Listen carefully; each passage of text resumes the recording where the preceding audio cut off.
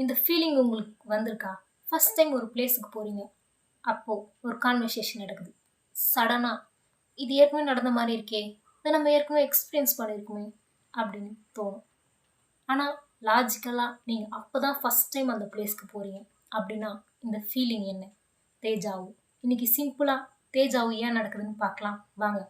Hi, this is Kavitha. Welcome to Kavitha universe.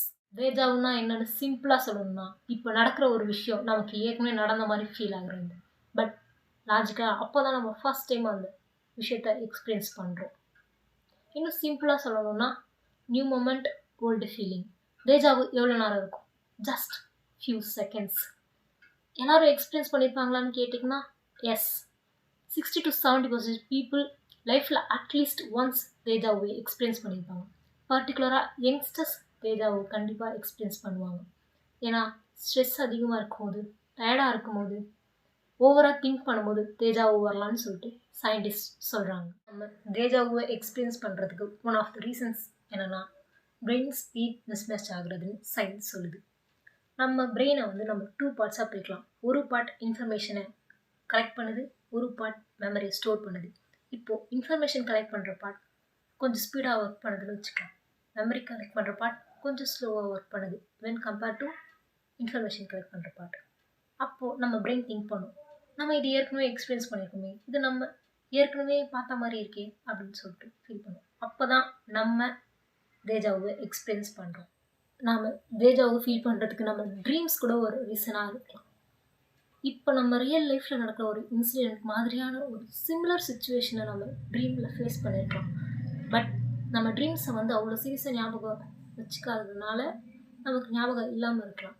அதனால் நம்ம அதே மாதிரி ஒரு சுச்சுவேஷன் நம்ம ரியல் லைஃப்பில் ஃபேஸ் பண்ணும்போது நமக்கு இது ஏற்கனவே நடந்த மாதிரி ஃபீல் ஆகுது. இதுவும் தேஜாவு வரதுக்கு ஒரு ரீசனாக இருக்கலாம். தேஜாவை எக்ஸ்பீரியன்ஸ் பண்ணுறதுக்கு அட்டென்ஷன் அண்ட் டிஸ்ட்ராக்ஷன் கூட ஒரு ரீசனாக இருக்கலாம். ஒரு பார்க்கில் இருக்கீங்க, பெஞ்சில் உட்காந்துட்டு ஃபோன் சின்சியராக பார்த்துட்ருக்கீங்க. சப்கான்ஷியஸாக நிமிர்ந்து பார்க்குறீங்க, அங்கே ஒரு ஐஸ்கிரீம் ஷாப் இருக்குது. ஆனால் நீங்கள் அதை நோட்டீஸ் பண்ணலை.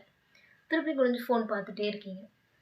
திடீர்னு உங்களுக்கு சாப்பிட்லான்னு ஒரு தாட் வந்து ஃபோனை வச்சுட்டு நிமிர்ந்து பார்க்கும்போது அங்கே ஐஸ்கிரீம் ஷாப் இருக்கிறத பார்க்கும்போது உங்களுக்கு ஒரு தாட் வரும், இது நம்ம ஏற்கனவே பார்த்த மாதிரி இருக்கு அப்படின்னு சொல்லிட்டு.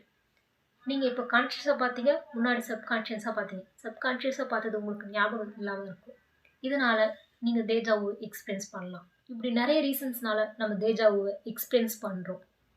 தேஜாவை ஃபீல் பண்ணுறது டேஞ்சரஸான்னு கேட்டிங்கன்னா, சிம்பிளி நோ. நம்ம மைண்டு சரியில்லை, நமக்கு ஏதோ மனசளவில் பாதிப்பு இருக்குது, அதனால தான் நம்ம தேஜாவை ஃபீல் பண்ணுறோம் அப்படிலாம் நினைக்காதீங்க.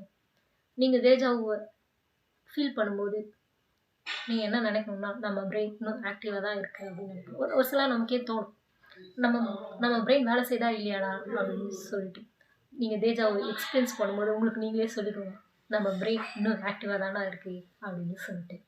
சில பேர் நினைப்பாங்க, இப்போ நம்ம தேஜாவை எக்ஸ்பீரியன்ஸ் பண்ணுறது நமக்கு எதிர்காலத்தில் நடக்க போது காட்டுது அப்படின்னு சொல்லிட்டுலாம். சயின்டிஃபிக்காக அப்படி எதுவும் ப்ரூஃப் இல்லை. இயர்லி ட்வைஸ் தேஜாவை எக்ஸ்பீரியன்ஸ் பண்ணுறது நார்மல். சப்போஸ் நீங்கள் வந்து அதை அடிக்கடி எக்ஸ்பீரியன்ஸ் பண்ணிங்கன்னா நீங்கள் கண்டிப்பாக டாக்டரை போய் பார்க்கணும். Be positive, think positive. Thanks for வாட்சிங். See you tomorrow in Kavita Universe.